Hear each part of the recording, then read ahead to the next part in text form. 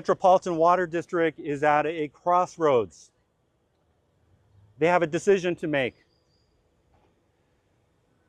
They're going to decide whether they adopt the racist actions of a powerful employee. A powerful employee who,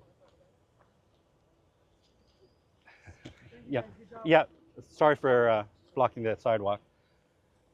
Metropolitan Water District, I'll take the moment to turn off my phone. Okay. What I was saying was that the Metropolitan Water District has a very important decision to make. They are going to decide whether they adopt the racist actions of a powerful employee.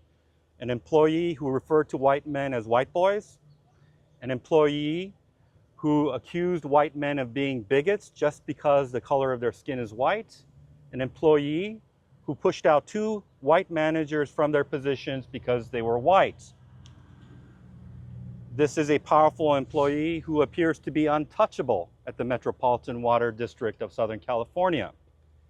If the Water District adopts this employee's actions, then we, the public, can conclude that the Metropolitan Water District of Southern California is a racist organization. And white families, what that means is that you need to exercise your political power, because last time I checked, you're still about half the country, right? Exercise your political power and elect new leadership for the Water District. Elect new leadership for the Water District. You're here. Please support Dane Crawford. You can subscribe to his channel and share his channel with your friends and family. Now, let me say a few words to the non-white families, right? Because I've just been speaking to the white families. To the non-white families, this does concern you. Now, you might think it doesn't concern you. And I know some of us who are not white, we actually don't like white people, okay? I personally like white people, but I know and understand the feeling of hostility toward white people that exist in the non-white community, okay? So our initial reaction might be, we look at Dane, I'm sorry, Dane, but we might be like, white boy had it coming. White boy and his people had it coming. Time for them to get a taste of their own medicine.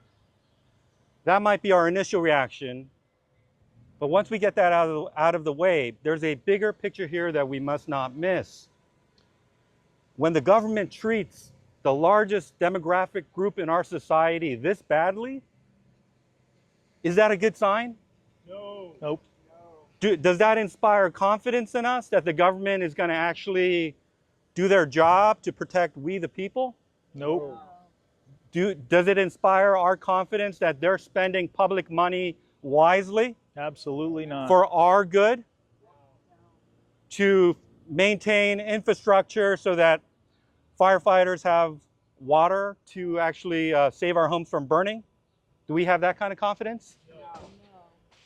If you go to a restaurant and the owner is racist toward white people, for example, right? How can you trust that restaurant when they treat anybody so disrespectfully? The amount of disrespect to white families in this situation is mind-blowing. It's mind-blowing. It speaks of incredible arrogance by a government institution. So this is bad news for everybody. All of us should be concerned. And if the Water District doesn't get it right, then all of us need to exercise our political right and elect new leadership. Let me make one final comment. We live in a time where, in my opinion, the biggest issue is that government is increasingly not serving the interest of we the people. During my lifetime, I cannot remember a time where we the people seem so unimportant. We are like an afterthought to government. The arrogance of the government is at an all-time high. The amount of money they spend on the top lawyers to defend reverse discrimination in courthouses like this, it's kind of mind-blowing because it's a government institution, right?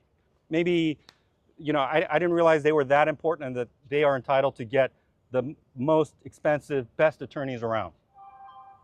I'm okay with going up against the best attorneys. I do that when I fight companies, big corporations, but I didn't realize that local government did that too.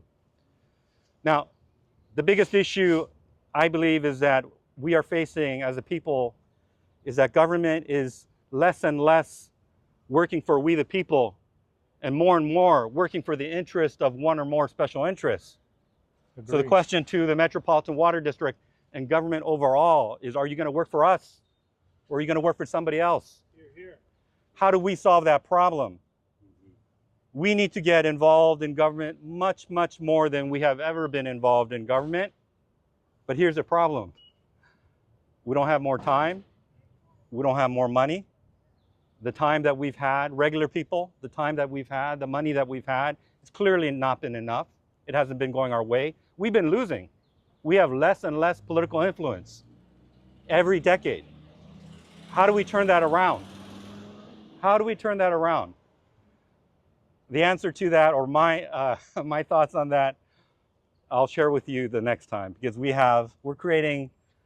want this to be something that people can follow. We want Dane's story. Dane represents the white American family at this point that is under attack. We want everybody to follow his story. And the next time we're here, because we're going to be here every second Monday of every month, I will continue my thoughts on that very important issue. And then we will provide more information about what's going on with Dane. So thank you very much for your attention.